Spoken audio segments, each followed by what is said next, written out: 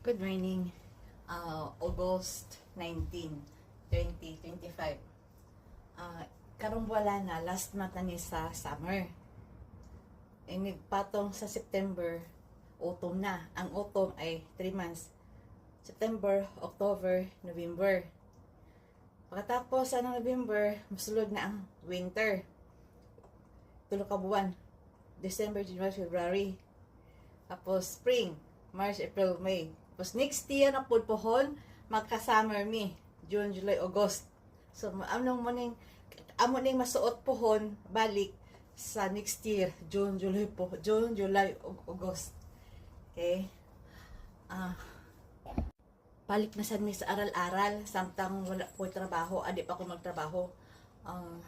Korean language. First day ngayon, Tuesday and Thursday ang among schedule.